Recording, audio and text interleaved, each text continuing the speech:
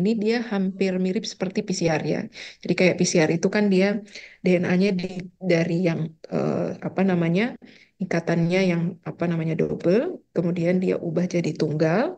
Nah, kemudian nanti kan ada primernya nempel untuk kemudian akan diperbanyak ya untuk polimerasenya nanti kerja. Nah, ini juga sebenarnya prinsipnya sama ya. Hanya memang ketika nanti dia kalau di PCR itu kan annealing ya kita bilangnya untuk dia bikin sekuen baru. Nah, di sini untuk proses itu biasanya sudah dikasih apa namanya ada apa fluoresennya ya untuk bisa deteksi basa untuk masing-masing basa di sekuennya. Nah, jadi ini yang nantinya akan ditangkap sama komputer. Jadi memang ada softwarenya yang khusus nanti dia membaca. Nah, dari situ baru bisa nanti dilihat urutan sekuennya itu seperti apa. Nah, biasanya itu untuk proses dia kita tahu ya untuk identifikasi ini sekuennya apa sih? Apakah ini adenin, guanin dan seterusnya. Biasanya itu akan di label ya kita bahasanya. Jadi dia akan di label ya. Jadi dengan menggunakan radioaktif ya atau fluoresen. Nah, kalau radioaktif mungkin ini pengembangan yang awal ya. Biasanya untuk teknik sequencing di awal mereka pakai ini. Tapi karena ada efek samping dari radioaktifnya, biasanya yang lebih ke sini itu lebih banyak menggunakan yang fluoresen ya untuk apa namanya pelabelannya, untuk identifikasi. Nah, nanti kalau sudah dilakukan seperti itu, biasanya tinggal dipisahkan saja. Jadi misalkan ini dipisahkan menggunakan proses elektroforesis. Nah, jadi biasanya dengan L4 ini juga dia bisa dipisahkan untuk diidentifikasi. Nah, kemudian ini mungkin sedikit sejarah ya. Jadi pada dasarnya memang pengembangan dari sebelum sequencing ya tentunya. Jadi ada beberapa metodenya dulu ya. Nah, kalau untuk yang awal-awal ini lebih penemuan untuk yang DNA, kemudian juga awal untuk pengembangannya ya, itu memang dia lebih ke metode yang berbasis kimia seperti ini. Nah, kemudian juga ada berbasis terminasi ya, jadi mereka ada insersi bahan labelnya tadi, kemudian jadi nanti ada terpotong-potong ya sekuennya untuk di elektroforesis, lalu bisa diidentifikasi. Nah, ini yang biasanya basis di sini. Nah, kemudian setelah proses ini baru ada pengembangan gene ya. Jadi gene bank ini kan dia ada ketika proses untuk pengembangan tahapan sekuensinya ini sudah ada duluan. Nah, baru nanti ada PCR, kemudian jadi yang lama ini memang masih tahapan apa sih bilangnya konvensional ya untuk di sini. Nah, nanti yang ke sini baru mulai di 1987. Nah, ini baru pengembangan mesin yang otomatis. Nah, itu biasanya kita pakai mesin yang ABI. Nah, jadi nanti kalau hasil sequence yang sekarang ini pasti nanti ada ekstensi ya di filenya pasti ABI. Nah, itu pembacanya dari mesin apa sequencingnya. Nah, dan seterusnya. Kemudian ini ada beberapa pengembangan Human Genome Project ya, jadi pembacaan genom manusia ya yang secara resmi memang itu berakhir di tahun 2023. Nah, ini kalau NGS ini Next Gen ini tahun 2025. Nah, sebenarnya kalau yang sekarang itu bahkan banyak pengembangan ya untuk teknis untuk sequencing, ada juga yang menggunakan nanopartikel juga itu juga udah ada. Nah, kemudian ini saya jelaskan terkait dengan proses ya, proses sequencing. Nah, kalau untuk proses sequencing ya, ini memang dimulai dulu dari persiapan sampel ya. Persiapan sampel yang dimaksud di sini ini untuk keperluan ekstraksi ya. Jadi DNA apa namanya DNA-nya dulu ya, template-nya. Nah, jadi biasanya itu dia akan disiapkan. Nah, tergantung karena eh, sequencing itu kan banyak metodenya ya. Jadi banyak metode, masing-masing metode itu biasanya punya apa ya, punya spesifikasinya sendiri. Jadi misalkan yang satu mungkin dia hanya bisa yang apa namanya panjang sekuennya pendek ya, tidak terlalu luas, tapi ada yang bisa panjang. Nah, jadi lebih banyak yang bisa di sequencing.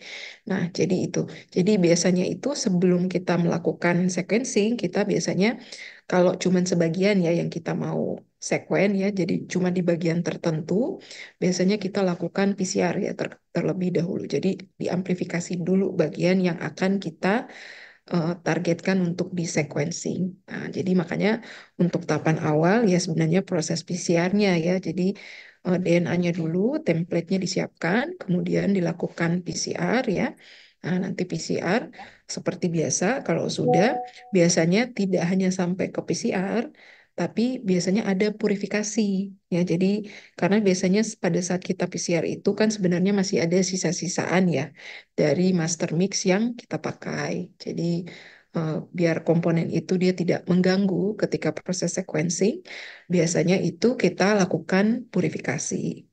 Nah, purifikasi ini juga dia punya banyak metode. Nah, di sini untuk purifikasinya itu bisa berbasis spin kolom. Nah, ada spin kolom, kemudian berbasis enzim, ada juga bisa menggunakan magnetic magnetic bead juga bisa. Jadi ada macam-macam. Nah, jadi kurang lebih dia 11-12 dengan metode atau pendekatan buat ekstraksi DNA. Nah, jadi purifikasi ini juga sama. Jadi dia juga punya banyak ya metodenya. Nah, nanti kalau kita sudah memperoleh, ada juga yang menggunakan ekstraksi dari gel elektroforesis. Nah, itu juga ada. Nah, jadi itu juga ada. Nah, jadi itu macam-macam di situ. Jadi sesudah kita purifikasi, nah nanti kita bisa langsungkan ke proses sequencing. Nah, di proses sequencingnya di sini juga dia dibagi dua. Jadi ada proses preparasinya ya, preparasi. Nah, jadi preparasinya ini sebenarnya dia mirip seperti PCR ya. Jadi makanya kalau kita mau mengirimkan ya sampel kita untuk proses pengerjaan sequencing, biasanya pasti kita diminta juga menyediakan misalkan primer ya, primer yang kita pakai, kemudian kita juga diminta menyediakan apa namanya amplikon PCR yang akan kita mau kerjakan. Nah, itu biasanya nanti mereka akan menggunakan itu.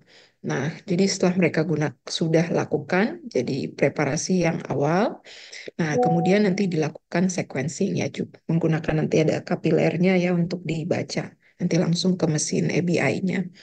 Nah, ini tahapan secara garis besar untuk proses sequencingnya. Nah, jadi biasanya nanti hasilnya itu akan keluar seperti ini ya, pik-piknya. Nah, nanti ini. Nah, ini yang saya tadi sudah jelaskan. Jadi biasanya ada ekstraksi dulu. Kemudian biasanya kalau ekstraksi itu, ini mungkin secara lebih ini saya jelaskan detail lagi ya pertahapan. Jadi biasanya kalau untuk preparasi sampel DNA yang kita akan gunakan ya, itu memang diharapkan ya menggunakan yang sampelnya itu biasanya dicek dulu kemurniannya. Nah, mungkin juga Bapak Ibu sudah diinformasikan ya dari sebelumnya di Biomol, biasanya kemurniannya kan yang bagus 1,8 ya sampai 2 untuk diabsorbansi 260. Nah, biasa juga dicek yang 280, 260 per 280 atau yang per 230 juga ya. Nah, jadi itu beberapa hal itu juga memang harus dicek. Nah, karena nanti kalau misalkan DNA-nya yang kita pakai juga kurang bagus, pastinya hasil PCR-nya juga kurang bagus. Dan kalau kurang bagus, nanti mengarah juga di sequencing-nya. Nah, biasanya itu alatnya itu jadinya susah, nanti terganggu untuk dia pembacaan dari bahasanya. Sehingga biasanya memang diharapkan DNA-nya juga yang kemurniannya bagus yang digunakan. Nah, makanya biasanya sesudah ini ekstraksi biasanya dicek dulu di L4. Nah, nanti kalau sudah bagus ya baik secara kualitatif ya kita lihat menggunakan L4 atau menggunakan tadi dari nanodrop ya untuk absorbansi. Nah, nanti kita lanjut untuk ke PCR.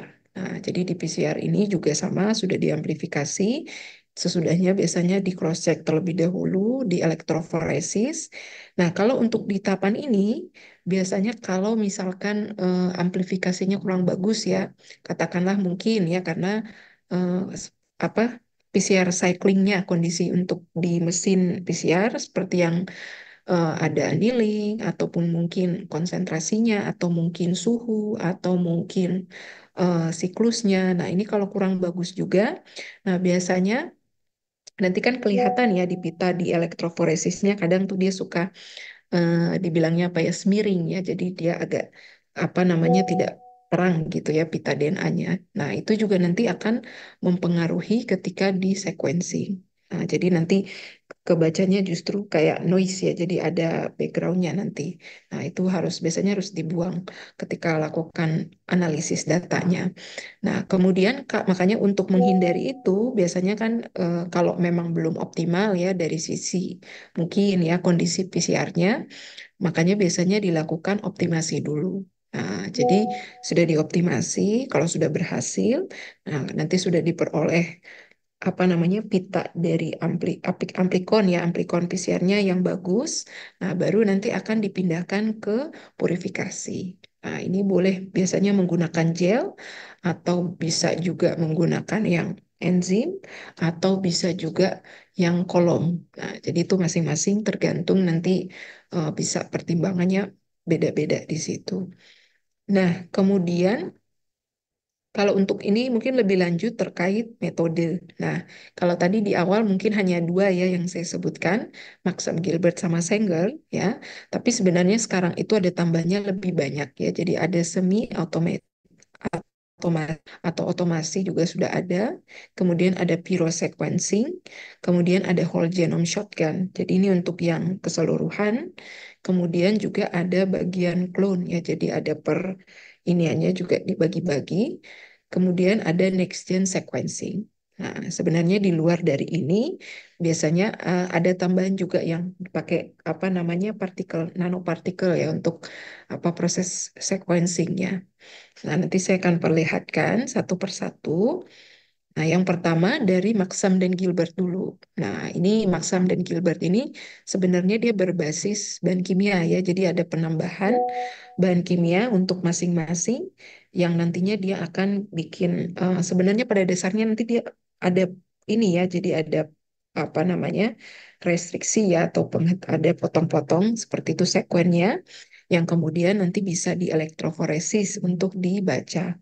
Nah, jadi misalkan kalau untuk adenin dan guanin di sini dia menggunakan dimetil sulfat. Nah, kemudian nanti kalau untuk guanin ya di sini dia pakai yang piperidin ya di sini piperidin. Nah, jadi ini untuk dia target di guanin, ini juga ada targetnya di adenin guanin. Nah, kemudian juga ada yang sitosin, ini juga menggunakan hydrazine apa namanya NaCl sama yang sitosin sama apa timin ini juga pakai hydrazine. Nah, jadi ada beberapa di sini. Nah, jadi biasanya itu mungkin di sini ya akan lebih jelasnya. Nah, di sini. Jadi biasanya kalau sesuai dengan penambahan ini, jadi biasanya itu reaksinya itu akan dibagi jadi empat seperti ini. Ya, jadi ada empat reaksi di dalam yang kita bagi jadi empat. Jadi ada yang direaksikan dengan yang dimetil sulfat, kemudian ada yang direaksikan dengan piperidin, dan juga ada dengan hidrazin NaCl, ada yang dengan hidrazin saja. Nah, nanti kalau sudah direaksikan, biasanya reaksi ini kemudian nanti akan dilakukan elektroforesis. Nah, nanti kira-kira seperti ini. Nah, jadi dengan empat sumuran yang berbeda, nanti di situ akan dilakukan elektroforesis. Nah, biasanya hasilnya itu dia akan muncul seperti ini ya. Jadi sesuai dengan ukuran. Jadi misalkan yang pertama ya untuk yang tadi dia pemotongan yang guaninnya di sini. Nah, jadi di sini nanti bisa dilihat ya sesuai dengan ukurannya nanti terpisah.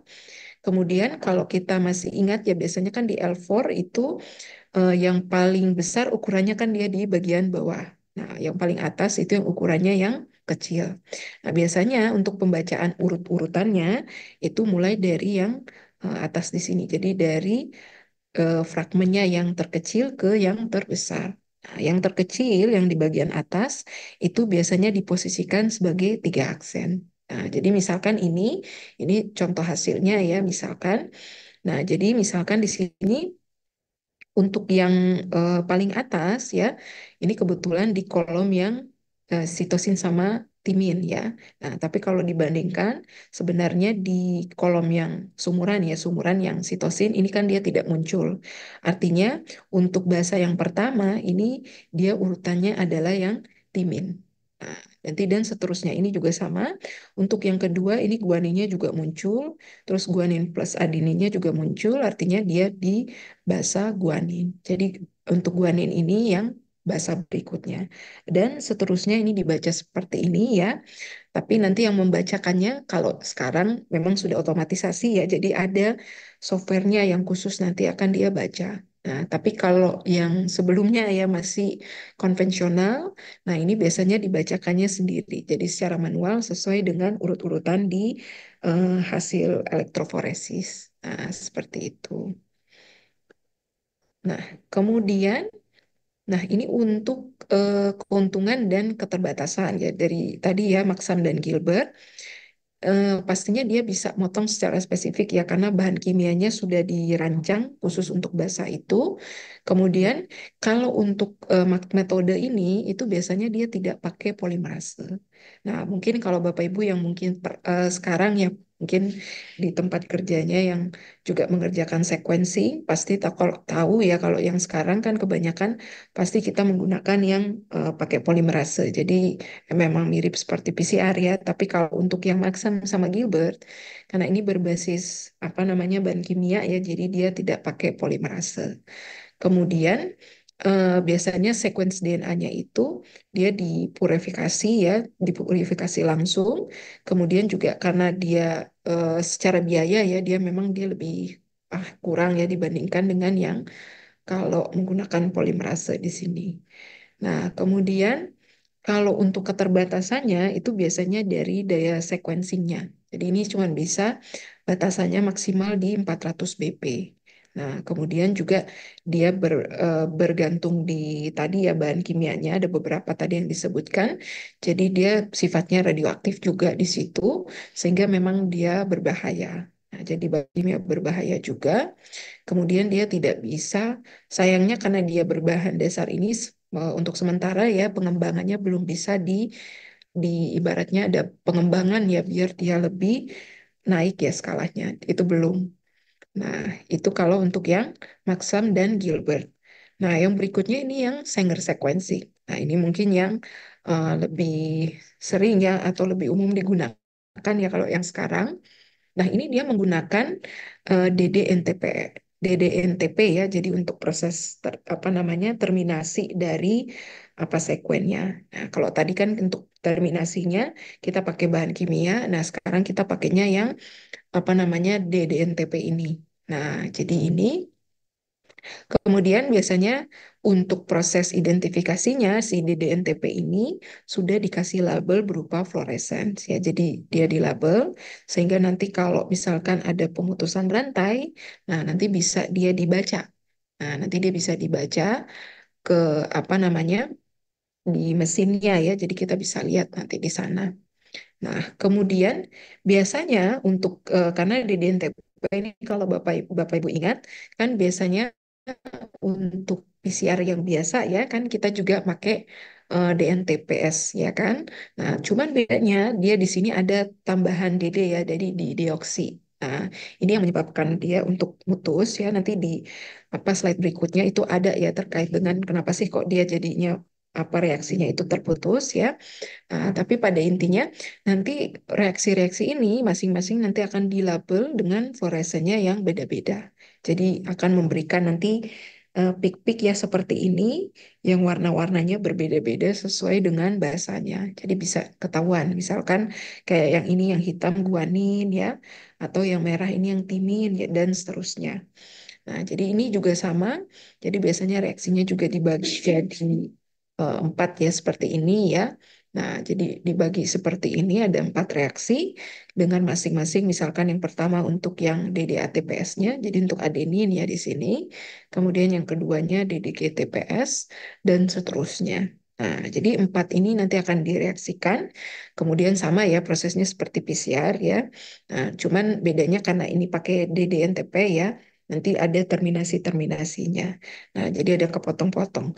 Nah, nanti kalau sudah dipotong-potong pita DNA-nya, nanti akan dibaca di elektroforesis. Nah, jadi L4-nya di sini berbeda dengan kalau kita PCR konvensional atau yang kita cek biasanya sebelumnya itu pakai agarose. Ini dia pakai polyacrylamide, jadi pakai page di sini. Nah, di sini nanti dia. Nanti kalau sudah Nah, nanti dia akan dari mesinnya itu akan muncul pembacaan. Nah, jadi ini langsung dari softwarenya nanti bisa membaca sinyal fluoresen ya yang nanti akan ditangkap sama mesinnya. Nah, kalau secara pembacaan ya kapasitasnya dia bisa dari 400 sampai 900 pp. Jadi agak lebih tinggi dibandingkan yang tadi ya yang Maxam sama Gilbert. Kemudian throughputnya juga segini ya kurang dari 3 MB. Kemudian untuk akurasinya dia juga cukup tinggi. Running time-nya sekitar 4 jam. Nah, itu. Kemudian ini kalau untuk yang tadi ya, ini mungkin sekedar penjelasan aja ya.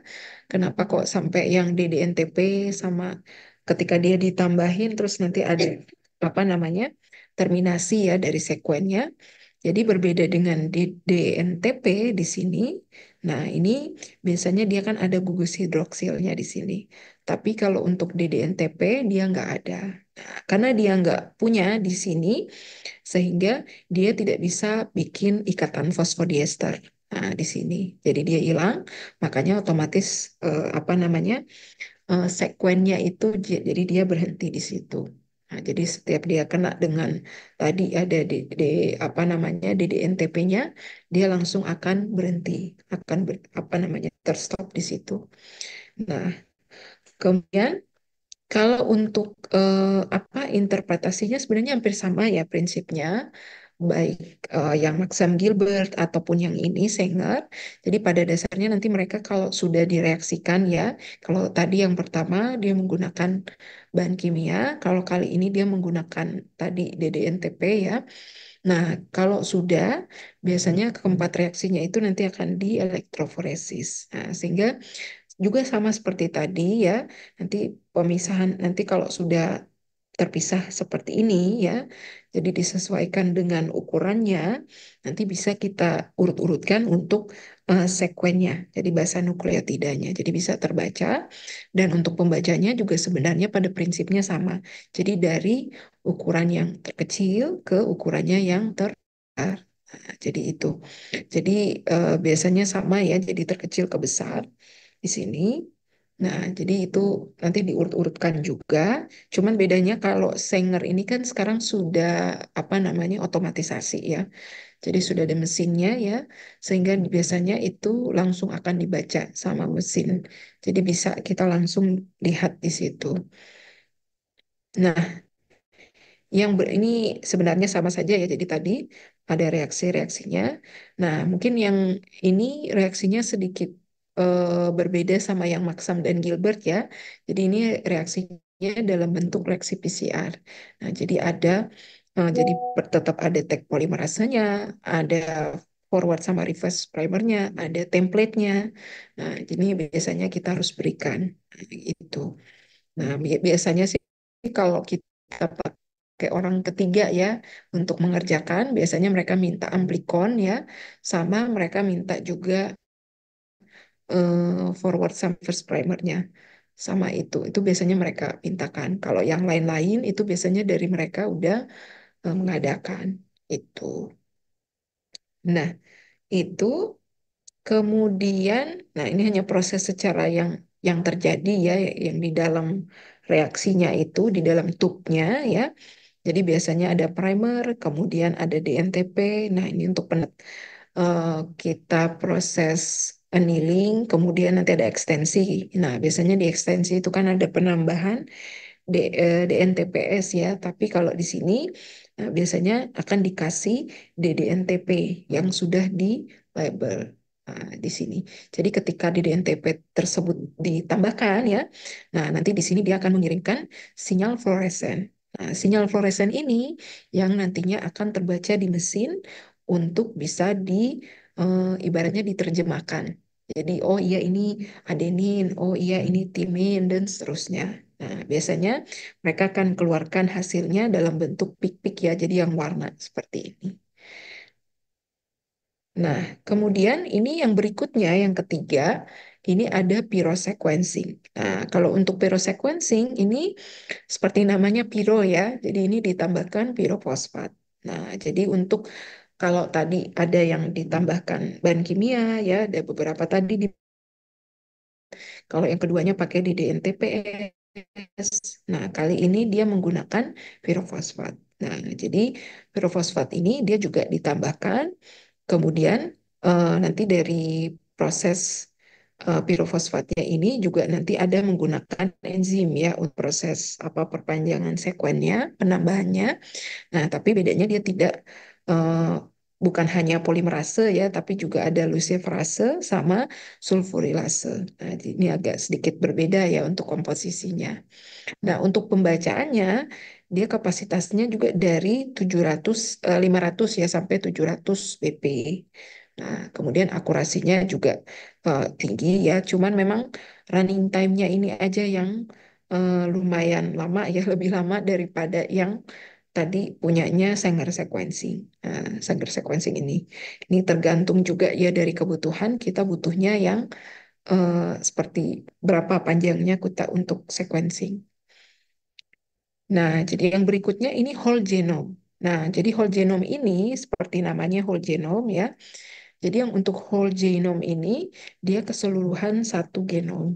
Nah, ini biasanya kalau kita pakai Sanger atau apa memang sulit ya karena memang hanya terbatas di 400 BP atau kayak tadi Piro sequencing cuma nyampe di 700 ya. Jadi biasanya kalau untuk whole genome itu biasanya diakali dengan dibagi-bagi. Jadi dari sekuen genom itu kan biasanya sangat panjang. Nah, dari sekuen yang panjang itu untuk memastikan semua sekuennya bisa di sequencing, nah biasanya tuh dia akan dipotong-potong. Nah, atau di sini kalau di gambar ini bahasanya difragmentasi. Jadi dia dipotong-potong dulu dengan enzim restriksi ya. Nah, nanti kalau sudah dipotong-potong, kemudian nanti dia dimasukkan ke dalam klon ya. Jadi ini biasanya ada vektornya ya. Jadi ibaratnya dibacanya per bagian-bagian gitu ya, di split. Nah, ini biasanya dia dimasukkan di plasmid. Nah, jadi untuk vektor yang digunakan untuk pembacaan, nah ini biasanya menggunakan plasmid. Nah, nanti dari plasmid ini baru nanti dia akan diproses sequencing. Jadi nggak langsung semua seperti itu, tidak ya. Jadi biasanya dia dibagi-bagi. Nah, nanti kalau semuanya udah pembacaan, baru nanti dia akan disatukan lagi untuk pembacaannya. Nah, jadi itu. Nah, makanya biasanya itu kalau untuk proses pembacaannya, kalau sudah ada hasil mau disatukan, dia nanti akan di ada proses alignmentnya. Jadi untuk mengecek kesesuaiannya dari hasil, misalkan, oh yang ini nanti dia apa namanya urut-urutannya ini dulu, baru yang di mana gitu. Jadi nanti urut-urutannya itu nanti akan dicek dengan adanya alignment juga. Jadi bisa dicek kembali. Nah itu. Kemudian ini ada next gen sequencing ya. Jadi kalau next gen ini dia sudah pakai ini ya. Jadi di sini ada apa namanya adapternya di sini. Nah, ini dia lebih simple lagi di sini ada slide-nya. Nah, kemudian adapternya ini dia sudah ada langsung di sininya di slide-nya. Nanti tinggal di apa namanya? Tinggal yang sudah disiapkan yang memang dia komplementer sama si template yang kita punya, DNA-nya kita. Jadi entah itu dari amplicon misalkan, nah itu nanti sudah disiapkan yang dia komplement. Nah, nanti kalau sudah, nanti di sini ada proses juga amplifikasi ya. Jadi dia prosesnya lebih beda lagi ya daripada metode yang sebelumnya yang menggunakan di reaksinya itu kan ditabung reaksi di tube ya. Tapi kalau ini dia menggunakan di sini ada adapternya di sini permukaan untuk slide-nya. Nah, kemudian nanti kalau sudah dia di sini, nanti juga ada proses amplifikasinya di sini juga. Jadi dia sebenarnya pada prinsipnya juga sebenarnya sama ya. Jadi ada amplifikasi. Nah, kemudian nanti kalau sudah dari amplifikasi biasanya akan diadakan pembacaan. Nah, di sini. Mungkin ini yang lebih detailnya ya untuk gambarnya ya. Jadi biasanya kalau sudah di sini, nah, jadi di sini biasanya juga hampir sama ya seperti Sanger, tapi yang otomatis. Ini biasanya sudah langsung connect di softwarenya. Nah, jadi dengan softwarenya ini nanti akan dilakukan pembacaan ya. Kemudian juga dia sebenarnya akan muncul sama. Jadi ada pik-piknya juga nanti untuk pembacaannya. Nah, kemudian Nah, ini mungkin untuk yang sedikit tambahan ya. Jadi tambahan untuk yang sekarang. Nah, ini yang untuk kalau yang kemarin kan perbandingannya ada Sanger. Nah, tapi sekarang juga ada menggunakan seperti ini ya. Jadi kayak di slide seperti itu, hampir mirip-mirip ya seperti tadi.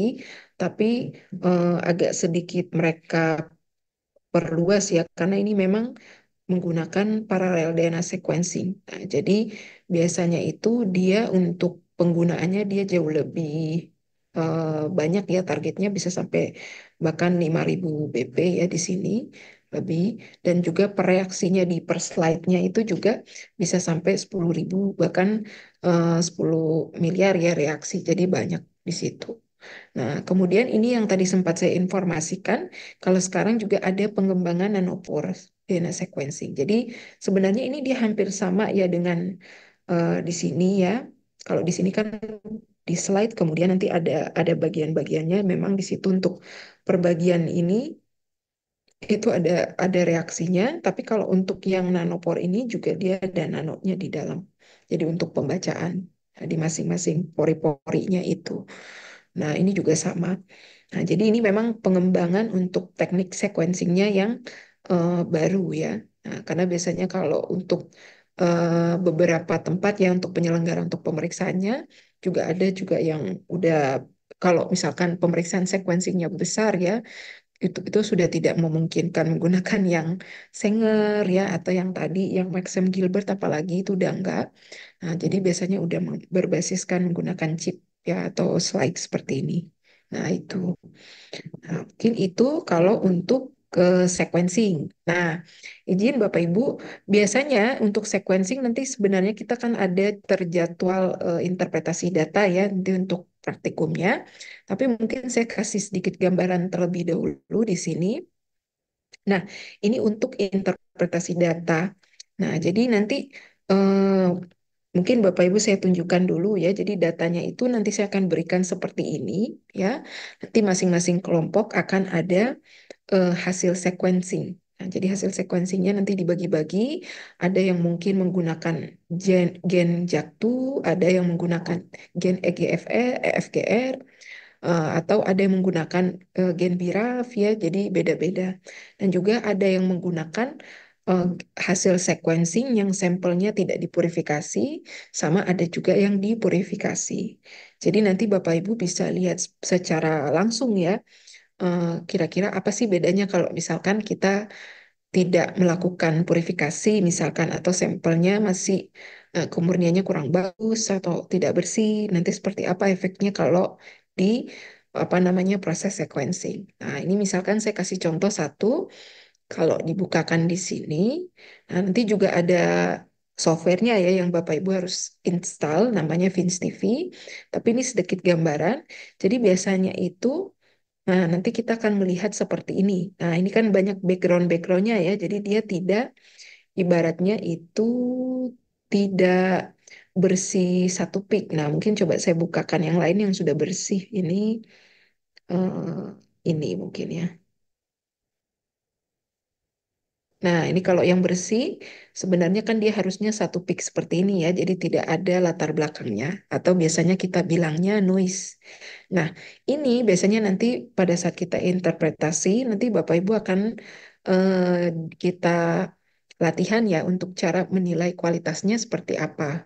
Jadi untuk bisa kita bilang, oh ya ini kualitasnya sudah bagus, atau ternyata oh ini kualitasnya jelek, jadi butuh di proses ulang ya. Jadi untuk di sequencing ulang artinya sampelnya juga harus misalkan ternyata DNA-nya yang kurang kemurniannya kurang ya. Jadi perlu dilakukan ekstraksi ulang ya atau mungkin DNA-nya bagus tapi hasil amplifikasinya yang kurang karena ternyata kondisi PCR-nya itu masih kurang optimal. Nah, itu juga harus kita troubleshoot dulu sebelum kita ngerjakan kembali. Nah, itu biasanya beberapa aspek teknis yang nantinya kita pelajari. Nah, biasanya kalau Bapak Ibu lihat, ini biasanya paling awal-awal di sini, ini pasti akan peaknya itu tidak cantik ya seperti yang di tengah-tengah ya. Jadi kalau tengah ini kan bagus ya, jadi jelas gitu ya. Nah untuk ujung puncaknya ya dari peaknya. Kalau yang ini dia agak landai seperti ini. Nah ini biasanya dia terjadi di awal atau enggak di akhir. Nah kenapa? Karena ini biasanya untuk eh, biasanya tempat untuk penempelan primer. Nah, jadi dia agak sedikit kurang, biasanya kurang bagus pembacaan kalau di apa namanya sequencing. Nah, jadi pasti dia akan munculnya seperti ini. Nah, biasanya kalau untuk analisis ini pasti akan kita buang. Jadi kita akan trimming dulu, kemudian nanti kalau sudah kita trimming, baru nanti kita lakukan analisis. Jadi kita biasanya kalau untuk di sequencing itu kan biasanya ada pilihan kan yang forward aja, atau yang reverse saja, atau yang dua-duanya. Nah, jadi misal makanya kalau Bapak Ibu lihat ini contoh yang saya punya. Ini ada forward ya, tapi ada juga reverse. Karena memang ini saya minta dua ya, jadi ada forward, ada reverse. Biasanya kalau yang lebih akurat memang sebaiknya dua-duanya ya, jadi bisa saling apa ya ibaratnya bisa saling melengkapi. Jadi misalkan satunya dari sekuen arah yang forward, satunya dari reverse. Nah, jadi kita bisa dapat daerah pembacanya itu yang lengkap, semuanya full. Tapi kalau cuma salah satu, berarti pasti ada kemungkinan besar pasti ada datanya yang hilang. Seperti itu. Nah, itu terkait dengan si sequencing. Nah, ini yang nanti akan Bapak Ibu kerjakan. Jadi nanti sequence seperti ini nanti saya akan bagi ya ketika nanti kita praktek kita akan urut-urutkan ya. Jadi mulai dari kita nilai hasilnya ya. Kemudian nanti juga ada timingnya. Kemudian nanti akan bikin analisis untuk identifikasi. Jadi itu semua akan kerjakan ya pada saat praktikum. Nah, jadi ini mungkin pengantarnya tadi sudah sempat saya share juga ya. Nah, jadi ini nanti akan saya sampaikan pada saat praktikum ya, karena takutnya kalau saya sampaikan sekarang mungkin nanti akan terlupa ya. Jadi akan saya sampaikan pada saat akan mulai mengerjakan ya. Jadi tahap-tahapannya bisa langsung kelihatan. Nah, seperti itu. Pada dasarnya biasanya itu ketika melakukan sequencing ya, nah nanti biasanya itu hasil yang keluarnya ya, hasil yang keluarnya itu biasanya di sini ada ABI, ini memang dari mesinnya, juga ada setnya di sini. Nah, ini biasanya untuk urutan-urutan apa fastanya juga ya akan muncul di sini. Nah, jadi biasanya ada dua seperti ini file yang biasanya eh, diberikan ya untuk per hasil sekuensinya. Nah, seperti itu. Sebenarnya kalau dari pihak ketiga ya, biasanya ketika kita mengirim, mereka ngirimkan hasil, biasanya juga ada disertai kontrol. Nah, itu biasanya juga akan diberikan. Nah, mungkin itu untuk terkait sequencing ya. Nanti ini kalau beberapa software nanti yang seperti Vince TV, BioEdit, ini nanti akan saya berikan apa namanya untuk installernya ya. Jadi nanti Bapak Ibu bisa menginstal. Kalau yang BioEdit juga sama ya. Jadi nanti Bapak Ibu bisa menginstal terlebih dahulu ya sebelum nanti kita mengerjakan termasuk dengan tadi file ya untuk apa namanya hasil sequencing ya, jadi bisa nanti kita latihan untuk pengerjaan interpretasinya. Nah, itu. Jadi pada dasarnya nanti biasanya tiga ini, trimming, analisis kontik, sama untuk kita analisis lanjut ya, biasanya pakai blast atau mungkin mau analisis SNPs juga bisa ya, jadi macam-macam.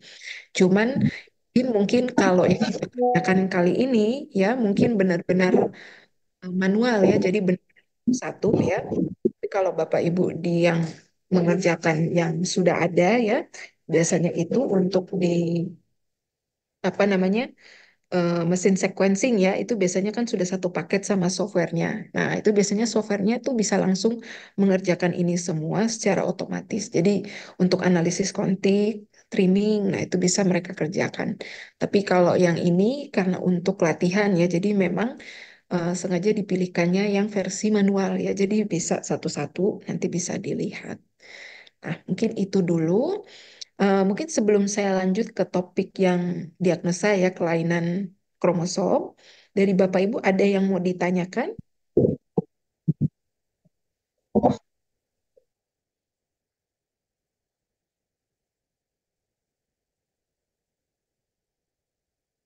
atau saya lanjut dulu? Boleh lanjut dulu. Oke, siap. Mungkin biar efisiensi waktu ya, jadi saya lanjut dulu. Nah, yang berikutnya ini terkait dengan diagnosa kelainan kromosom. Nah, ini sebenarnya nanti juga akan dilaksanakan terkait karyotyping ya, tapi itu nanti akan tersendiri ya topiknya.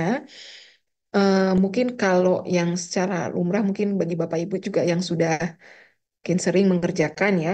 Nah, jadi sebenarnya juga ada NIPT, ada karyotyping ya, mungkin di eh, rencana pembelajarannya juga ada beberapa flow cytometer, kemudian juga ada FISH kalau tidak salah. Nah, itu juga mirip seperti karyotyping, tapi dia pakai fluorescence. Nah, itu. Nah, jadi ini ada beberapa jenis ya kalau untuk diagnosa kelainan kromosom ya.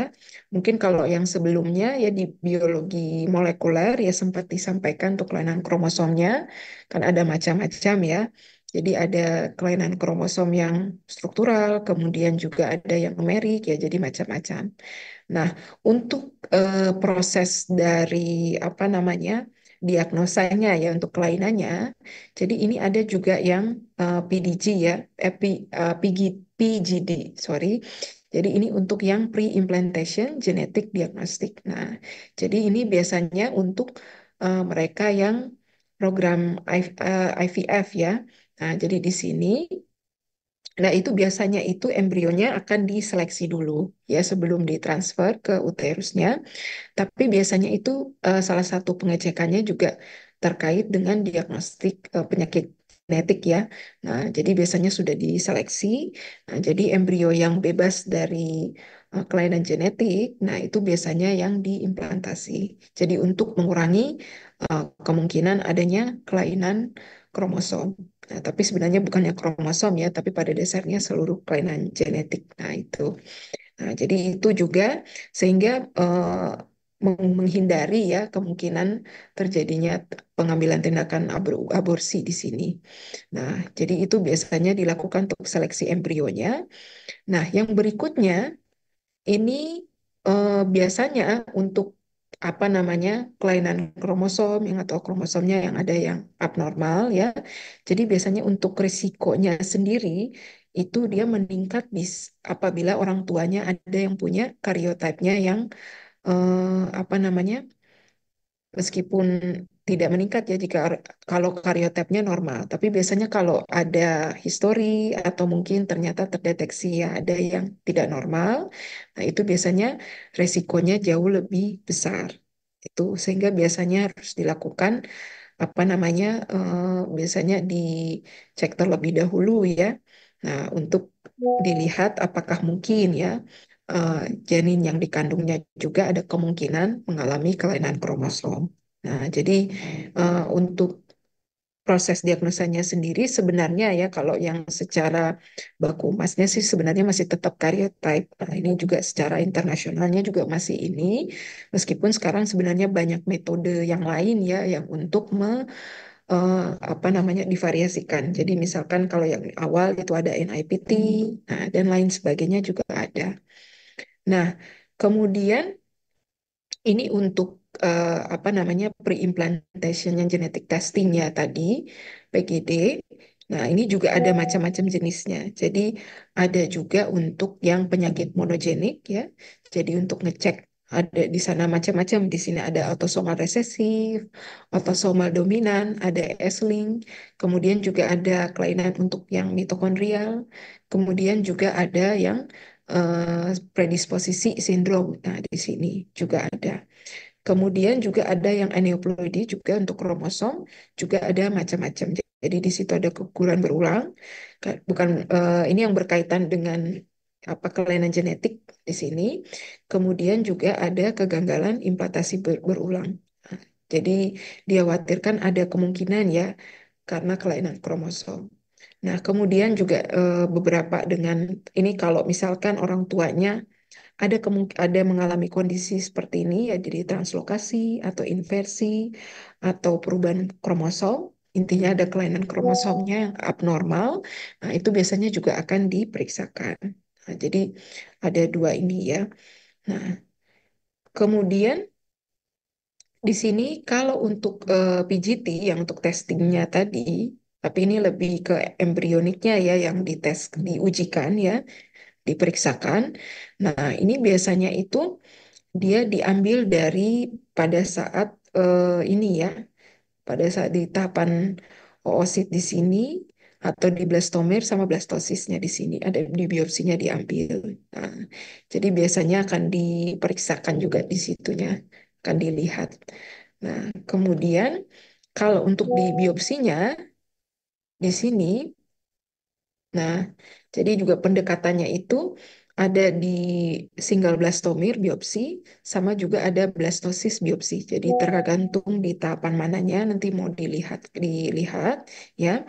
Jadi kalau di blastomir biopsinya yang diambil, biasanya satu selnya diambil dari embrionya 3 hari ya sesudah IVF. Jadi ini mungkin lebih spesifik untuk yang tadi ya, yang IVF.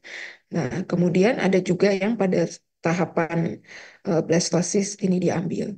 Nah, jadi sel telurnya kalau sudah dikultur, sudah difertilisasi dan dikultur, nah sudah sampai di tahapan blastosis, nah kemudian biasanya dia akan diambilkan untuk biopsinya. Nah, kemudian nanti bisa dilakukan pemeriksaan genetik di situ. Nah, kemudian kalau untuk pemeriksaannya sebenarnya banyak pendekatan ya. Ini mungkin untuk teknis. Nah, teknis untuk pemeriksaan, metode pemeriksaan untuk kelainannya ya. Ini bisa menggunakan ada di sini. Nah, ini menggunakan di sini ada ininya ya, slide-nya di sini. Jadi ini untuk yang apa namanya array comparative genomic hybridization. Jadi CGH di sini. Nah, ini untuk ngecek SNPs. Nah, di sini juga ada banyak. Tapi sebenarnya kan biasa masing-masing pemeriksaan itu ada sedikit apa namanya ada kekurangan dan kelebihannya. Ya, jadi ada yang mungkin misalkan kalau untuk CGH ini dia tidak bisa identifikasi poliploidi ataupun mungkin yang balance translokasi ya. Karena translokasi yang balance ini kan tidak kelihatan ya, maksudnya secara struktur jumlahnya itu sebenarnya kan dia sama. Jadi apa namanya akan sedikit sulit. Nah, itu biasanya kalau udah pakai fish seperti itu untuk deteksi langsung di gen atau di markernya itu akan lebih kelihatan.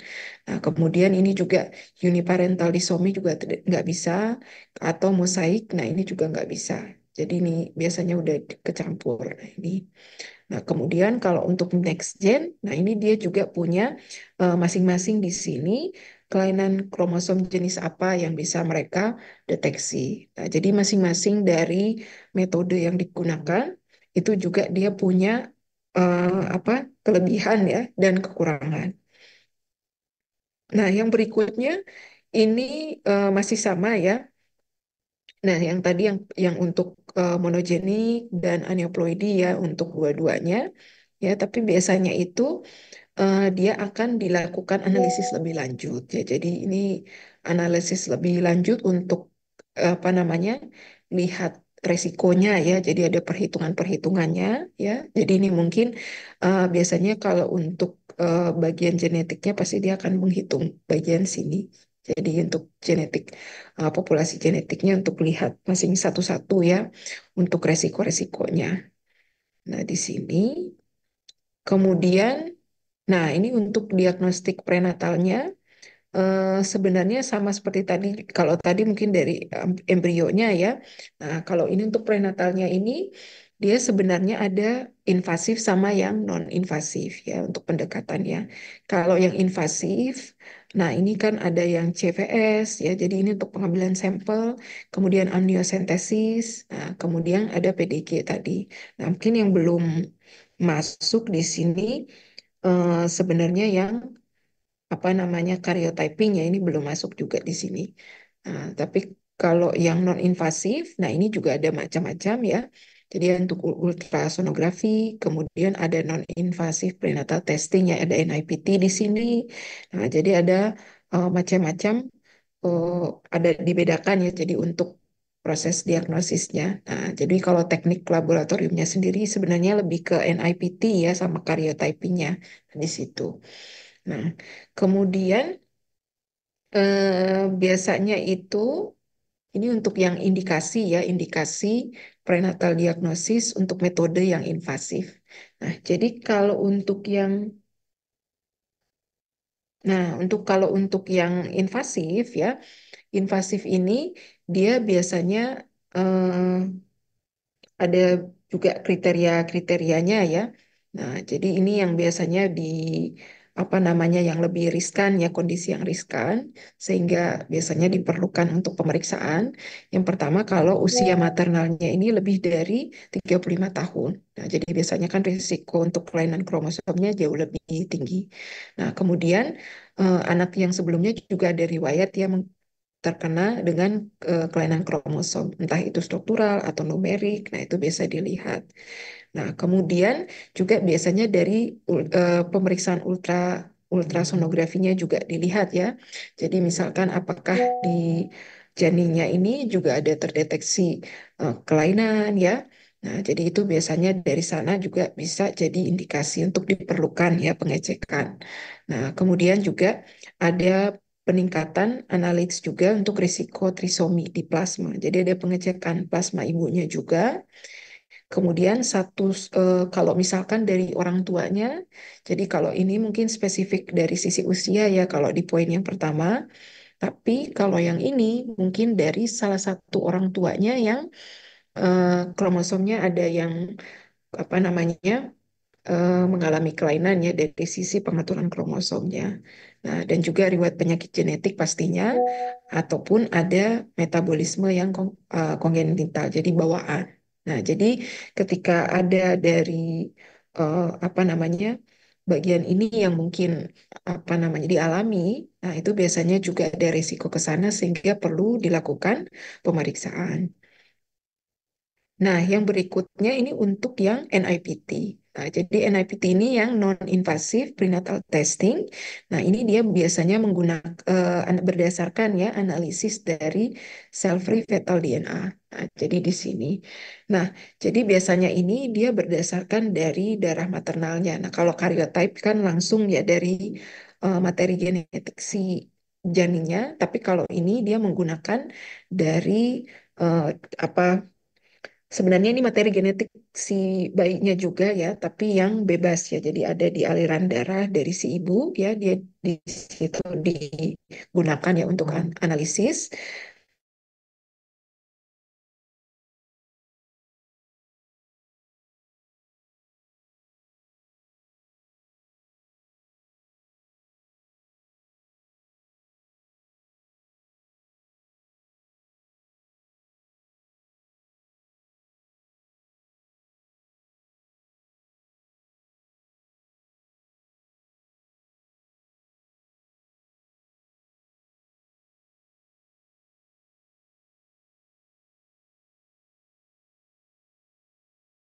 Dari si janinnya. Nah, ini yang biasanya akan dilihat ya. Kemudian dia akan dianalisis untuk dilihat apakah memang ada kelainan atau tidak. Nah, di sini.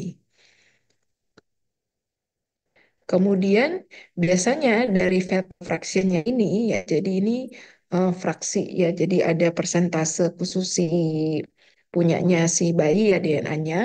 Nah, di situ nanti akan dianalisis lebih lanjut ya untuk dilihat dilakukan analisis secara bioinformatik. Jadi biasanya akan dicek kira-kira dia ada apa namanya kelainan atau tidak. Nah, itu biasanya juga akan dilihat di sana. Biasanya kan ya terus satu itu biasanya nanti akan dilihat di situ juga. Nah, biasanya juga ada dilihat fetal fractionnya itu juga akan dipertimbangkan juga hasil ini. Nah, juga biasanya kalau sudah dapat dari fetal fractionnya untuk analisis lebih lanjut ya biasa kadang tetap dilakukan sequencing ya sama SNPs-nya juga. Jadi untuk SNPs-nya ini biasanya lebih lihat ke apa namanya mutasi yang titik ya yang satu-satunya itu. Nah, itu biasanya juga akan dilihat di sana. Jadi biasanya itu secara umum ya, untuk yang NIPT ini dia usia kehamilannya di atas 10 minggu. Biasanya juga kalau semakin ke atas kan pernah ada mahasiswa juga ya memang yang melihat NIPT usia kehamilan itu di waktu yang mana yang tepat ya. Nah, jadi biasanya memang di atas 10 minggu itu sudah bisa dilihat. Jadi ada cukup, ada si dari DNA apa fetusnya itu untuk bisa diperiksakan. Nah, kemudian biasanya kalau semakin ke ya itu biasanya semakin tinggi, maksud saya usia kehamilannya juga dia ada penurunan dari fraksinya apa namanya DNA. Nah, yang berikutnya itu typing. Nah, mungkin karena tadi secara umum saja ya, karena nanti gak ada materinya tersendiri ya, tapi sebenarnya kalau secara baku emasnya tetap masih akan yang PLP, ya. Bahkan internasional di luar juga masih tetap menggunakan ini ya. Kalau untuk baku emas, nah, jadi untuk karyotyping, nah ini juga akan dilihat ya kromosomnya. Nah, jadi biasanya sampelnya ini juga yang dibentuk, kemudian juga nanti biasanya sampai eh, ada di tahapan tahap, apa namanya metafase ya kalau tidak salah. Nanti kalau sudah sampai di metafase, nah itu nanti pertumbuhannya akan di stop. Nah, kalau sudah di stop, kemudian baru nanti akan dilakukan fiksasi. Nah, jadi akan ada fiksasi, kemudian ada pewarnaannya. Kalau untuk pewarnaan itu memang dia sebenarnya untuk karya typing ya pewarnanya itu ada macam-macam. Nah, cuman yang biasanya yang banyak digunakan itu yang kimsa di sini. Nah, tapi sebenarnya ada bermacam untuk pewarnaan. Kalau dilihat dari standar nasional dan itu ada di sana dijelaskan banyak sekali jenis-jenisnya. Nah, di situ. Nah, nanti biasanya kalau sudah diwarnai, nah itu biasanya dilakukan penggambar ya. Jadi biasanya mungkin kalau yang biasa Bapak Ibu mungkin saya perlihatkan sebelumnya ya kalau di karya typing seperti yang kelainan yang trisomi 21 misalkan atau normal, mungkin Bapak Ibu browsing juga ya di Google ya itu mungkin tapi ya ini sudah disusun misalkan oh ini kromosom 1, 2, 3. Nah tapi sebenarnya kalau yang sesudah warnaan lihat ya langsung sesudah itu sebenarnya kan dia masih belum disunat seperti itu. Nah, itu biasanya akan kita atur lagi. Nah, jadi kita atur lagi sesuai dengan urutannya sehingga nanti bisa baca. Jadi bisa terbaca dari kromosom itu dua dan seterusnya. Jadi bisa kelihatan kira-kira mana yang mungkin ya ada penambahan kromosom atau mungkin pengurangan atau mungkin halnya eh, terjadi kelainan, jadi ada perubahan. Nah, itu. Nah, jadi ketika langsung diambil biasanya itu belum bisa langsung dibaca. Jadi harus diatur dulu. Nanti kalau sudah susun, nanti akan jadi ini yang kita sebut dengan karyogramnya. Nah, jadi ini yang mungkin nanti pada saat topik karyotyping ya, nanti itu akan lebih detail ya saya jelaskan. Tapi pada intinya, biasanya kalau untuk pengamatan dari kromosom 1 sampai yang paling terakhir, nah itu biasanya kita menyesuaikan dengan karakter dari masing-masing kromosom. Nah, nanti saya akan tunjukkan, tapi biasanya masing-masing kromosom, mungkin kalau secara umum ya, secara umum tuh memang kan pasti punya lengan P, lengan Q, dan seterusnya. Nah, tapi sebenarnya eh, pengaturan atau struktur dari masing-masing kromosomnya itu juga berbeda. Jadi antara kromosom 1 dia seperti ini, kromosom 2 seperti ini. Nah, biasanya kalau untuk proses biar dia jadi teratur ya, untuk bisa dibahas, itu kadang juga sudah ada software ya, jadi mereka bisa langsung mengindikasi. Jadi misalkan mana yang nanti sebagai kromosom 1, kromosom 2, dan seterusnya. Sehingga akan lebih memudahkan ya untuk proses pembacaan. Tapi pada intinya, masing-masing kromosom itu dia punya karakteristiknya masing-masing. itu biasanya di buku standar yang untuk internasional yang apa namanya terkait sitogenetik ya. Sitogenetik itu biasanya nanti diatur di situ. Jadi memang itu kesepakatan internal. Jadi untuk struktur dari masing-masing kromosomnya. Jadi ketika interpretasi juga nanti sudah terstandar. Nanti menggunakan seperti itu. Nah, untuk tekniknya, nah ini yang tadi sempat saya informasikan, sebenarnya tekniknya itu macam. Nah, jadi mungkin ada ini yang gene ini sebenarnya yang GIMSA ya, ini yang paling umum ya. Tapi sebenarnya ada macam-macam. Jadi ada yang Q-band, jadi ada G-band, G-band juga dengan masing-masing apa namanya ya namanya pewarnaannya. Nah, dan juga ada C-band juga ada, R-band juga ada. Nah, sehingga mungkin kalau yang secara umum ya yang nanti digunakan ya itu lebih yang GIMSA, tapi sebenarnya selain itu juga ada yang lain. Nah, dan itu biasanya juga peruntukannya agak sedikit berbeda-beda ya antara yang satu sama yang lain. Nah, tapi intinya masing-masing di sini beda-beda. Nah, jadi ini biasanya di sini mereka punya kode-kode ini untuk masing-masing teknik bendingnya ya, warnanya. Nah, tapi intinya biasanya huruf pertama di sini ada tipe bendingnya. Jadi misalnya yang Q atau G ini GIMSA. Kemudian huruf kedua ini teknik umumnya. Kemudian huruf ketiga ada stainingnya. Nah, jadi stainingnya juga ada. Jadi ini pakai GIMSA, ada pakai placement, ada pakai light. Nah, jadi ada beda-beda di situ. Nah, jadi disesuaikan. Makanya ada secara internasional juga mereka kategorikan ya. Jadi untuk biar terstandar ya untuk teknik bendingnya. Nah, ini contoh untuk yang langsung ya. Jadi kalau biasanya kalau langsung ini mungkin yang sudah untuk kontrasnya ya, tapi biasanya itu dia tidak langsung apa tersusun ya sesuai dengan urut-urutan yang bagus ya seperti yang kalau kita lihat di Google misalkan. Nah, itu belum seperti itu ya. Jadi biasanya harus diatur terlebih dahulu.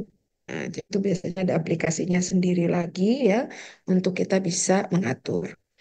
Nah, kemudian nah ini yang biasanya untuk standar internasionalnya biasanya ada di sini di SCN ya. Jadi standar sistem internasional sistem for Human Genomic Nomenclature. Nah, jadi ini termasuk protokol terstandarnya, kemudian apa namanya terkait teknik bendingnya, kemudian juga ada beberapa interpretasi. Nah, itu juga sudah ada standarisasi ya untuk secara internasional. Biasanya ini yang terakhir itu di 2020 ini standar terakhir. Nah, biasanya setiap berapa tahun sekali itu mereka updating.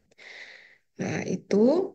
Nah, yang berikut ini teknik fish. Nah, kalau untuk teknik fish ini sebenarnya hampir sama ya dengan karyotyping ya, tapi ini bedanya dia dikasih fluorescence. Nah, kalau tadi kan dia hitam putih aja ya, jadi mungkin secara struktural kita bisa lihat kalau ada mungkin ada yang sedikit lebih, ada kurang. Tapi kalau misalkan mutasinya kayak tadi, misalkan ada pertukaran translokasi, tapi yang ibaratnya porsinya sama, jadi benar-benar tidak kelihatan. Nah, itu mungkin agak sedikit susah ya kalau pakai karyotyping.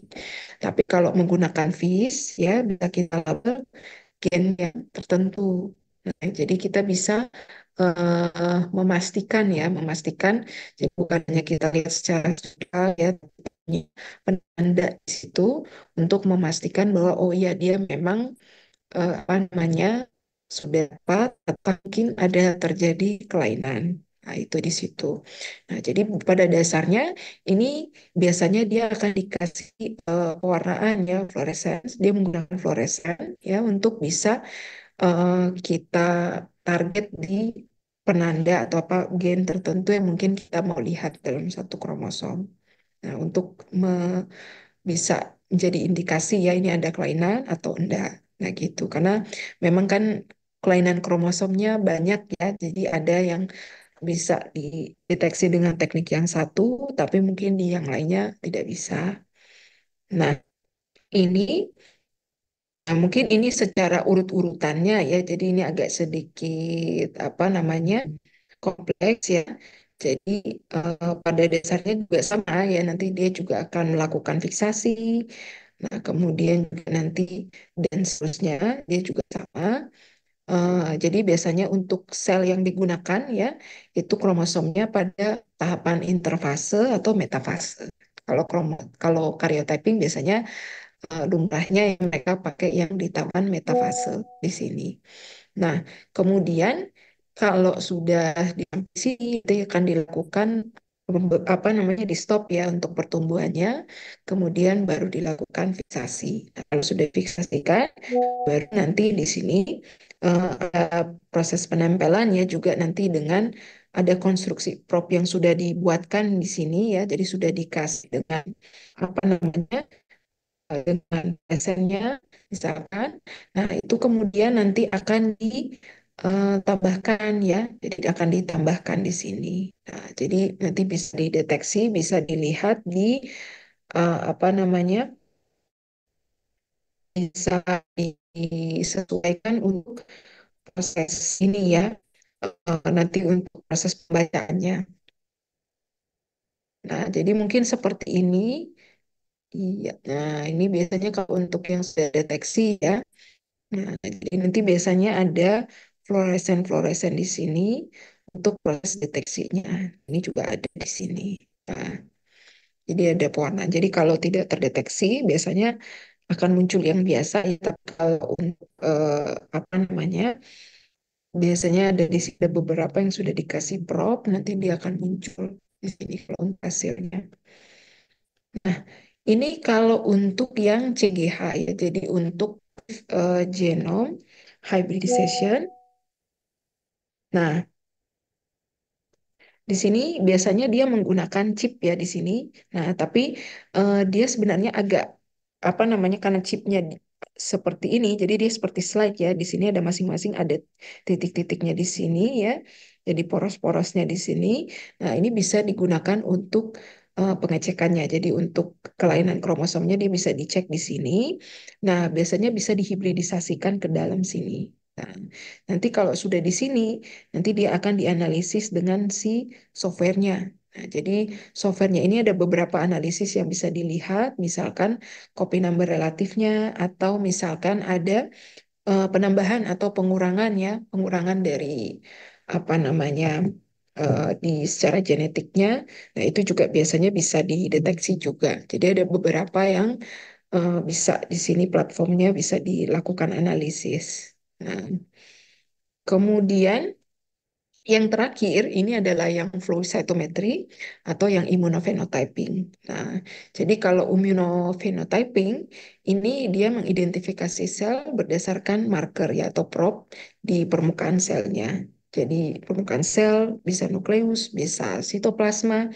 Nah, tapi biasanya ini untuk identifikasi ya atau klasifikasi leukemia akut. Jadi dia lebih spesifik. Memang nggak semua-muanya ya. Kalau untuk kelainan genetik ya, ini khusus untuk yang salah satu ya aplikasinya ini untuk yang klasifikasi leukemia akut. Nah, jadi ini juga dia menggunakan eh, suspensi sel ya dan juga ada IHC yang bisa deteksi di selnya pada slide-nya ini. Nah, jadi ini juga sedikit salah satunya juga ya untuk deteksi kelainan kromosom. Nah, mungkin kalau nanti Bapak Ibu juga membrowsing akan lebih banyak teknik yang sebenarnya terupdate. Nah, hanya mungkin izin kalau untuk yang ibaratnya molekuler banget ya, itu mungkin lebih ke biasanya karyotyping atau FISH atau NIPT. Nah, ini yang biasanya lebih banyak digunakan. Nah, tapi pada dasarnya bahkan yang kayak tadi ada beberapa yang fraksi ini ya, itu artinya juga memanfaatkan teknik sequencing ya. Jadi biasanya disekuen dulu, baru nanti sekuen yang sudah diperoleh nanti akan dianalisis lagi. Nah, jadi akan banyak yang lebih lanjut digunakan seperti itu. Nah, mungkin ini dulu dari Bapak Ibu ada yang mau ditanyakan atau mau dikonfirmasi, dipersilahkan.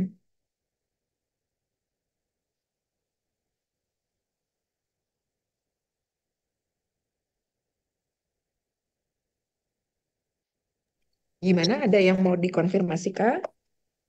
Izin. Izin bertanya, Bu. Terus, Bu. Oh iya, silakan. Ibu tadi kan bilang ada Sanger, Next Gen, dan Third Gen sequencing kan, Bu, ya. Yang mau saya Iya. tanyakan itu cara membuat konsensus dari masing-masing metode sequencingnya gimana ya, Bu? Makasih ya, Bu. Oh, konsensus. Nah, ini mungkin nanti kalau praktek kali ya nanti baru bisa kelihatan. Nah, jadi biasanya itu kan masing-masing kalau tadi mungkin secara teknik ya, tekniknya mungkin pendekatannya tadi seperti yang sudah disebutkan ya. Cuman biasanya kalau sekuen mungkin saya langsung tunjukkan ya, misalkan seperti ini ya. Nanti kalau ketika kita praktek mungkin akan lebih gampang. Nah, ini biasanya itu kan kita trimming dulu. Jadi kita nilai dulu ya kualitas sequencingnya seperti apa. Nah, nanti kalau sudah bisa kelihatan ya untuk apa namanya kualitas dari sequencingnya, pasti ada bagian yang perlu kita hapus. Nah, jadi hapus itu memang karena kalau di pembacaan nanti dia menurunkan ini ya akurasi ya ketika kita lakukan pembacaan. Jadi biasanya itu akan di trimming. Kemudian ini kebetulan biasanya akan dibuka di ada aplikasi ya bioedit. Nah, biasanya kalau sama di bioedit, nah itu bisa ada analisis kontik ya. Jadi dibikin untuk konsensusnya. Nah, ketika kita udah dapat apa namanya konsensusnya, jadi yang keseluruhan sekuen, artinya di sini dia nanti yang dimaksud dengan konsensus ya, jadi dia sudah gabungan ya. Jadi kalau di sini kan ada sendiri forward sendiri, reverse sendiri. Jadi kalau konsensus itu dia sudah gabungan dari keduanya. Nah, nanti kalau sudah dapat keduanya, udah kita pastikan yang bagiannya yang bagus kualitasnya. Nah, baru nanti kita lakukan analisis. Nah, biasanya itu analisisnya kita pergi ke apa namanya NCBI ya, kita ngecek di blasnya. Jadi biasanya ngecek untuk misalkan identitasnya benar nggak nih sama yang kita targetkan. Nah, atau biasanya kalau untuk keperluan kelainan kromosom, kadang-kadang kan mereka lakukan analisis SNPs. Jadi mereka cek nih, oh ini memang sudah bagus atau tidak. Nah, karena biasa kalau kelainan kromosom pasti nanti peaknya itu dia akan double. Jadi ada double di sini ya, terus ada double di bawahnya juga. Jadi dua di satu titik yang sama. Nah, itu biasanya ada antara dia heterozigot atau kemungkinan dia SNPs juga bisa jadi di situ. Nah, tapi kalau tadi pertanyaannya bagaimana untuk bisa dapat konsensusnya ya. Jadi biasanya kalau meskipun tekniknya berbeda ya, tapi sebenarnya kan secara apa ya secara hasil ya sebenarnya kan hasilnya dia sama. Nah, makanya biasanya untuk lebih lanjut melihat apakah ini memang sudah sesuai atau tidak, biasanya itu kita lakukan alignment. Ya, jadi kita cocokkan ya, entah kita punya sekuen yang referensinya atau biasanya kalau kita tidak punya, kita ngecek ke database-nya. Nah, nanti biasanya salah satu contoh nih, misalkan NCBI di NCBI websitenya itu biasanya kan ada database ya, ada gene bank. Nah, kalau kita mau lakukan pencarian ya untuk mencocokkan, ini kita sekuennya apa ya untuk lihat ini konsensusnya, identitasnya lah ya lebih lanjut. Nah, itu bisa kita menggunakan BLAST di situ. Nanti biasanya dia bandingkan dengan database yang ada. Nah, itu bisa juga seperti itu. Nah, mungkin itu dulu, Bu. Atau mungkin saya yang salah paham dengan pertanyaannya atau bagaimana, mungkin boleh eh, di apa ya Ya, direspon. ya Bu, makasih Bu. Iya. Nah, kemudian ini ada pertanyaan.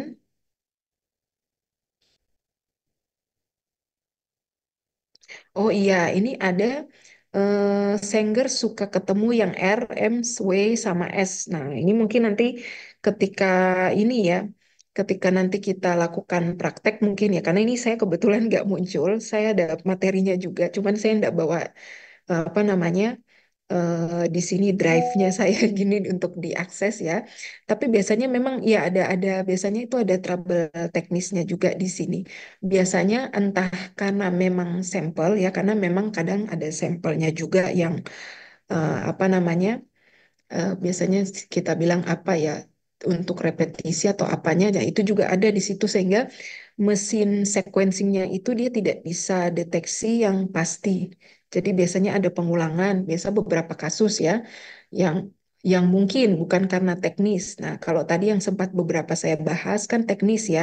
Jadi misalkan dari kualitas DNA atau amplikonnya, mungkin entah kita tidak lakukan purifikasi misalkan. Nah, itu mungkin ada yang seperti itu. Nah, tapi ada juga yang memang karena dari si sekuennya sendiri. Nah, jadi ketika mesinnya untuk pembacaannya itu kena di bagian itu, misalkan beberapa contoh tuh kayak pengulangan. Nah, itu biasanya juga pengulangan yang sampai ada beberapa yang banyak itu, pokoknya ada beberapa jenis pengulangan. Nah, itu biasanya kadang mesin sekuennya agak sedikit bingung untuk identifikasi. Nah, sehingga biasanya di mesin hasil sequencing dia tidak muncul hasil yang lurus-lurus ya seperti ini ya. Kalau ini kan masih enak nih, ini cuman A, T, G, jadi memang jelas empat basa nukleotida. Nah, tapi kalau yang tadi yang di chat yang mungkin ditanyakan ya, di situ ada yang pakai yang RW, RMW, S dan seterusnya. Bahkan kalau tidak bisa mengidentifikasi, kadang itu dia menuliskannya, oh di sini nggak kelihatan ya. Ada yang dia tuliskannya itu pakai N di sini. Itu biasanya di sini nggak muncul ya. Oh, di sini nggak ada. Nah, mungkin kalau nggak salah itu ada yang saya punya hasilnya. Nah, itu ada dia muncul di situ N. Jadi dia nggak, artinya bisa bahasa apa aja. Nah, tapi kalau yang R sama W itu kadang dia tidak bisa menentukan.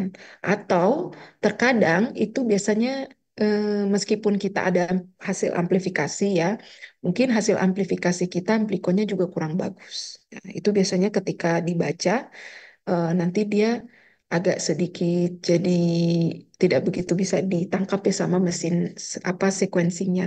Nah, karena kemarin yang 2 tahun lalu ya 4 tahun kemarin itu ada mahasiswa juga yang mengerjakan seperti itu.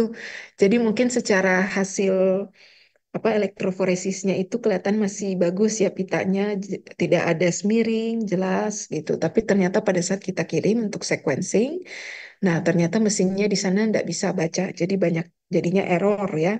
Nah, jadi banyak di situ muncul yang kayak tadi ada R, W, S dan ada beberapa seperti itu, sehingga akhirnya kita harus bikin ulang. Jadi kita harus optimasi juga ya untuk si kondisi PCR-nya, baru sesudah dioptimasi, baru hasil yang udah bagus, nah itu kita kirim ulang lagi. Nah, itu biasanya segitu. Jadi kalau nggak teknis, kalau teknis ya, teknis itu biasanya dari situ, dari antara DNA-nya yang kurang bagus, sehingga pasti hasil PCR-nya kurang bagus, atau bisa dari PCR-nya. Jadi PCR-nya juga, atau kalau nggak teknis, berarti memang dari si sekuen DNA-nya.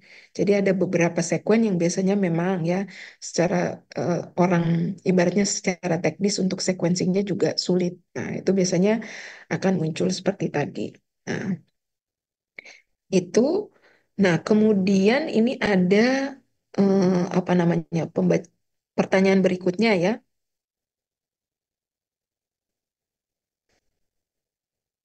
Nah, iya. Jadi pada saat sequencing itu chipnya itu dia suka error di tengah pembacaan. Nah, iya. Jadi biasanya itu mesin karena biasanya kalau mau sequencing ya secara tahap-tahapannya itu biasanya mereka kan selalu ada checkpointnya, jadi ada kontrolnya. Jadi ketika sampelnya kita juga kurang bagus ya. Jadi misalkan kalau kita pakai DNA, mungkin DNA-nya kurang bagus, ekstraksinya kurang. Nah itu biasanya apa namanya dia pasti nggak mau tuh mesinnya pasti error. Karena terus terang saya juga tahun lalu itu ada mahasiswa juga yang mengalami ya, ketika dia penelitian, terus dia juga sempat mengerjakan sequencing ya. Nah, jadi meskipun menggunakan itu dia memang tidak mengerjakan langsung ya dengan pihak ketiga ya, tapi di situ ada dikirimkan ya. Jadi mereka udah ngecek dulu kalau secara kualitasnya dia kurang, itu biasanya akan dibalikan dulu. Jadi kita harus menyediakan sesuai permintaannya dia. Dia mintanya segini, segini, segini. Nah, baru nanti dari sana kita boleh mengirimkan. Nah, kalau tidak salah itu bahkan ada ketentuannya. Jadi misalkan harus pembacanya berapa nanogram per mikroliter gitu misalkan. Nah, jadi itu ada ketentuan seperti itu. Jadi kualitas juga secara konsentrasi. Nah, itu biasanya kita harus siapkan ya sebelum kita kirimkan. Nah, jadi biasanya memang error pembacaannya itu biasanya teknis ya. Mungkin kalau untuk pertanyaan ini, jadi kenapa sih kok suka terjadi error? Nah, itu biasanya teknis, teknis dari sampel yang kita pakai ya. Nah, kalau ini, nah itu ya untuk pertanyaan yang kedua. Nah, yang untuk pertanyaan yang ketiga, untuk sequencing sendiri memang harus dilakukan setelah PCR atau ada kondisi khusus yang perlu dilakukan sequencing. Nah, jadi sebenarnya tidak khusus ya. Jadi jangan berpikir, oh berarti kalau sudah PCR wajib sequencing. Nah, jadi tergantung keperluan kita apa. Jadi kalau memang kita hanya butuh konfirmasi ya, ini sudah berhasilkah PCR-nya atau tidak. Nah, itu biasanya kan cukup sampai PCR L4 saja gitu. Jadi untuk melihat ya. Nah, tapi kalau misalkan Bapak Ibu ada keperluan, misalkan saya kasih contoh ya, misalkan ada kasus, misalkan seperti tadi ya diagnosis kelainan kromosom ya. Jadi ada yang mungkin tekniknya, katakanlah karyotyping itu bisa langsung dia interpretasi dari mikroskop ya. Jadi kemudian dibikinkan karyogramnya, itu tidak masalah. Nah, tapi kalau misalkan dia menggunakan NIPT yang ngambil fragmen dari si embrionya, si bayinya. Nah, untuk bisa ngecek dia apa namanya secara spesifik ya untuk kelainannya, nah itu biasanya mereka perlu nerusin ya. Jadi perlu diteruskan dulu ke sequencing, kemudian dianalisis. Nah, baru bisa ketahuan. Nah, atau misalkan seperti saya mengerjakan optimasi ya, tapi saya mau validasi dulu nih primer saya ini memang beneran targetnya sesuai sama yang saya sudah desain atau belum. Nah, itu biasanya saya tidak akan sampai hanya di elektroforesis setelah PCR. Nah, tapi saya harus lakukan sequencing dulu untuk mengecek. Nah, atau biasanya itu kadang ada yang untuk apa namanya analisis SNPs ya. Jadi itu juga biasanya perlu sequencing juga itu biasanya. Nah, jadi tergantung dengan kita keperluannya apa. Jadi ada beberapa keperluan yang memang perlu sampai sequencing, tapi ada juga yang tidak. Nah, tapi untuk proses pengerjaannya juga tergantung ya. Ada sequencing yang misalkan kita cuma mau target tertentu saja ya misalkan. Nah, itu biasanya kan kita PCR ya. Kita PCR bagian itu baru bagian itu hasil PCR-nya yang kita sequencing. Tapi kadang ada juga yang dia mau studi, oh saya mau studi seluruh genom. Nah, jadi dia tidak akan pakai hasil PCR, tapi dia pakai hasil DNA-nya yang langsung yang setelah ekstraksi. Cuman seperti tadi yang whole genome shotgun kan dia dibikin fragmen ya, jadi dipotong-potong seperti itu dengan enzim restriksi itu aja. Jadi memang tergantung dari kita kebutuhannya apa seperti itu. Nah, mungkin itu ya. Semoga jawaban saya bisa menjawab pertanyaan dari Pak Markus, Bu Arita, sama Bu Atika. Oke, dari Bapak Ibu yang lain, ada lagi yang mungkin mau ditanyakan? Mungkin kalau sequencing kayaknya lebih nanti lebih tergambar ya kalau misalkan langsung Bapak Ibu nanti mengerjakan interpretasi. Nah, mungkin kalau teoritisnya memang banyak ya, banyak metode, banyak pendekatan, meskipun sekarang memang yang lebih banyak yang menggunakan yang sequencing yang Sanger ya. Nah, biasanya juga apa namanya ada pertimbangan biaya, kemudian biaya juga ya, dan yang lain sebagainya. Kebanyakan sih biaya ya yang kita pertimbangkan juga untuk pengerjaan sequencing itu. Dan juga kan tidak, saya biasanya juga tidak semua tempat ya yang mengadakan ya untuk proses sequencing. Sebagai contoh misalkan kalau kita di sini, kalau di Poltek kemarin ada mahasiswa yang mau sequencing, kita pakai pihak ketiga. Itu pun pihak ketiganya biasanya ngirim ke Singapura untuk proses sequencing. Nah, jadi kita ngambil dari sana. Nah, mungkin itu. Dari Bapak Ibu yang lain, sudah cukup atau masih ada yang mungkin ingin bertanya?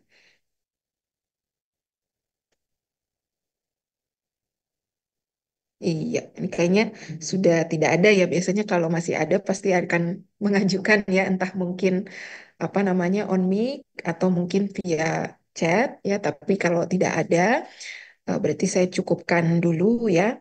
Nah, mungkin itu Mungkin sebelum kita akhiri, izin mungkin mohon bantuan dari Bapak Ibu yang PJ ya untuk dibantu di screenshot terlebih dahulu. Baik, Itu Bu. iya untuk bukti BBM.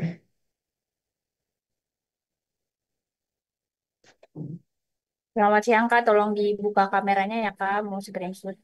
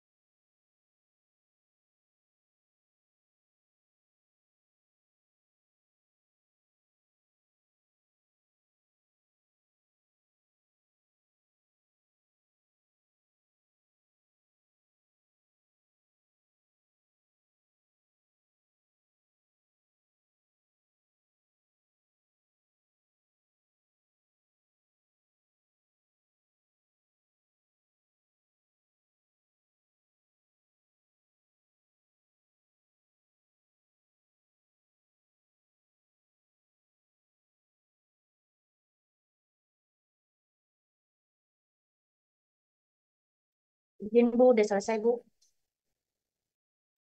Iya, terima kasih banyak. Oke, kalau sudah saya mohon Bu, izin izin pamit. Oh iya, besok besok malam jadi atau enggak, Bu? boleh, boleh. Nanti saya isi. Jadi biar kita selesaikan karyotyping. Nanti kalau mungkin sedikit saya kasih pengantar mungkin ya untuk terkait sequencing itu. Ibu Nanti izin, Bu. Besok di ya, jam 19 ya, Bu. iya boleh. Siap-siap. Baik, Bu. Terima kasih. Iya, saya izin Bapak Ibu izin pamit untuk live Zoom. Kasih, Bu. Kasih, Terima Bu. kasih. Iya, Bu. Iya. Terima kasih. Oke, udah beres nih.